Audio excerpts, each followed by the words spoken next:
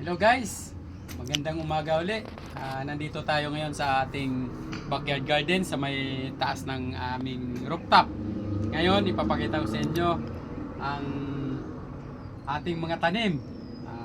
Ito guys, nakakatuwa dahil napakaraming bunga oh. Yung aming berries. Ayan mga guys, ayan oh, lalo na to, ang dami. Kasi pakita ko rin ang ating ampalaya na nasa container or nasa ano lang. Ayan oh, may mga ano na, bunga na. So, may mga malalaki na rin tayo. Inaagapan ko nga to guys, gawa ng pag hindi siya naagapan, ganitong nangyayari. Tinuturok siya ng putakte, ayan. At masisira na kagad siya. Ito guys, dahil hindi nga tayo nakakapag-akyat. Oh, mayroon tayo ma-harvest na okra. Mga guys, pero mura pa yan. Hindi malalaman natin pag mura pa yan. Kaya sa araw-araw na ano, gusto mong magkaroon ka ng gulay, bay magtanim mga guys. Hindi hadlang ang pagtatanim kahit nasa container o sa ganitong ano, plastic. Pwede tayo makapagtanim. Ngayon, papakita ko rin sa inyo ang talong mga guys. Nakakatuwa dahil napakarami ng bunga. Ayan mga guys oh. So, ngayon mag-harvest tayo. Mga guys. Ito masarap na harvesting ganito dahil wala to pang mga buto. Mga guys, marami.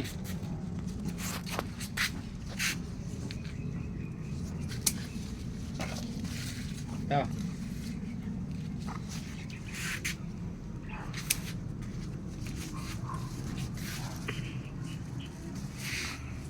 Ang gandahan nito guys, walang ano, wala siyang spray.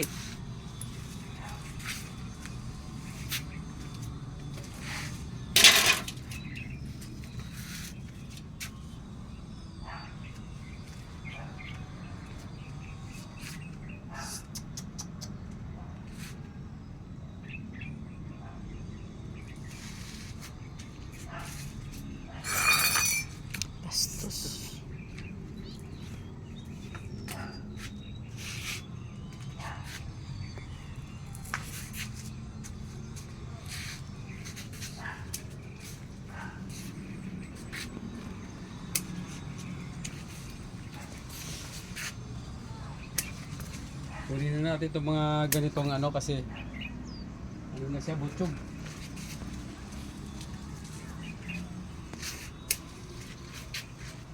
Nakakatuwa mag-harvest mga guys, katulad ito oh.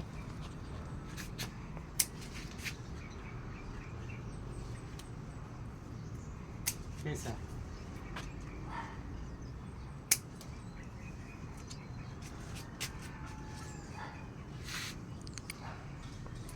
natin sa irin para bukas makalawa makaka-harvest ulit tayo. Dami pa rin bunga mga guys oh.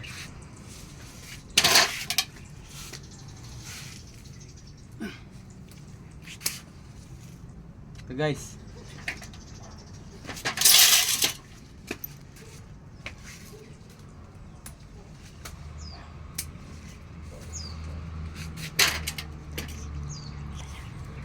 Ito guys sa mga ano natin oh, ang palaya oh.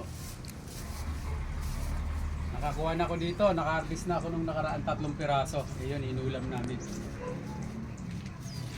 Kaya kailangan nyo rin talaga balutan kasi kung minsan mauunahan kayo ng putakte, nabubulok mga guys. So, ito guys, alugbate. Yan. Masarap to ihalo sa munggo mga guys. Yan oh. Tapos may panibago tayong tanim na ampalaya. Ayan o, nagapang na rin siya. Tapos ito mga guys, ano naman to? Sitaw. Unti na rin siya namumulaklak.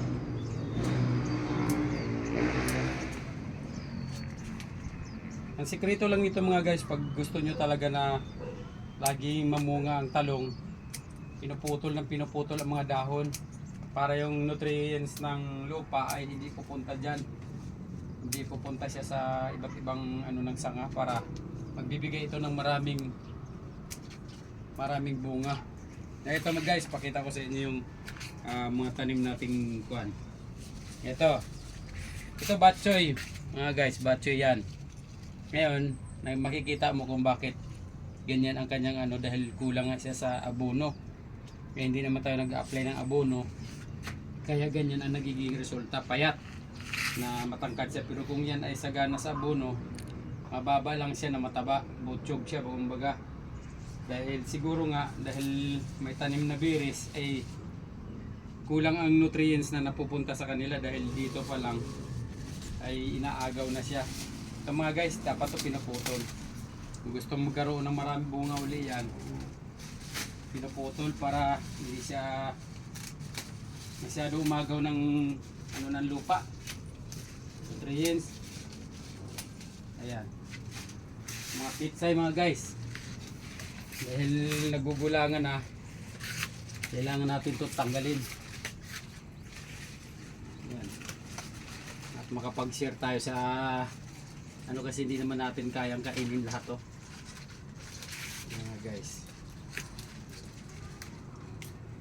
napakasarap nang mayroon kunting taniman, kaya hindi hadlang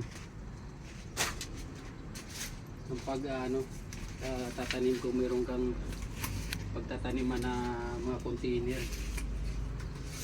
Yan mga guys,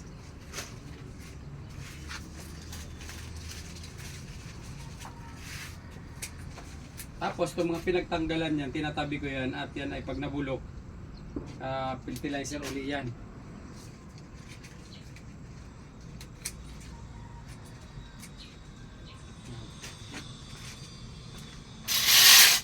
Ito mga guys, hindi ko alam kung ano tong napasama na variety dahil mabalahibo siya, kaya hinayaan ko na lang, hindi ko tatanggalin.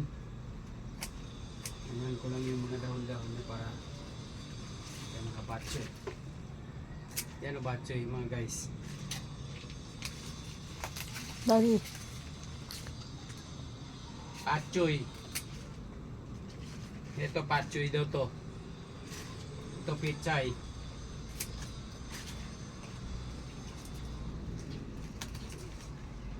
Okay guys, nakapagpitas na tayo. Ngayon ipakita ko sa inyo kung gaano karami ang nakuha natin mga gulay.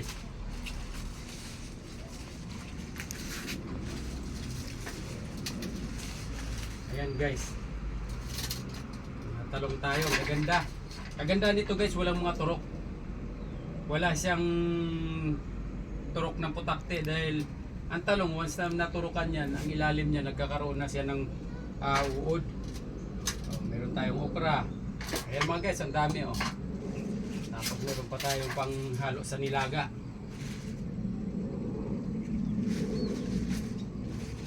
Magkano ngayon ito ang tali sa palengke? 2 pirasong ganito ay 20. Kung may sarili kang taniman, ay libre ka na sa gulay mga guys.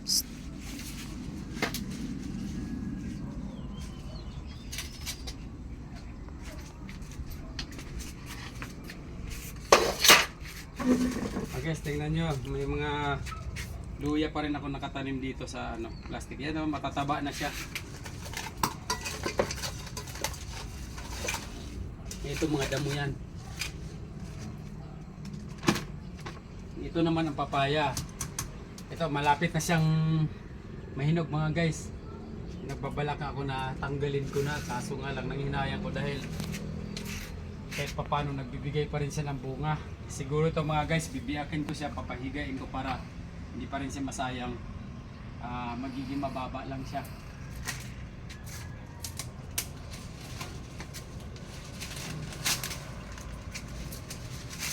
Naglagay nga pala tayo mga guys ng gripo. Nag-install tayo dahil nahirapan nga ako. Nagbubukas sara doon sa baba. Pag napuno dito kasi bumababa pa ako. Ngayon ipakita ko sa inyo ito mga guys. Oh. Ito mga guys. In-install ko kahapon. Yung mga labis niyang mga guys. Saturday ngayon medyo mahina ang tubig. Lalo na ginagamit din sa baba. Kaya hindi siya makaakyat pag ganitong araw ng Saturday dahil gamit na gamit ng mga tao ang tubig mga guys. Siyempre mga naglalaba kaya kailangan nila ng tubig. Kaya gabi lang ako nag-ano dito guys dahil paggabi malakas ang pressure ng tubig kaya nagagamit ko siya. Okay guys, maraming salamat sa inyong panunood, sa patuloy na pagsuporta nyo sa aking mga video. Paki-like, share, subscribe ng aking mga video mga guys para maging updated kayo sa aking mga ibang gagawin. Maraming salamat mga guys. Ingat po tayo lagi. God bless. Bye bye.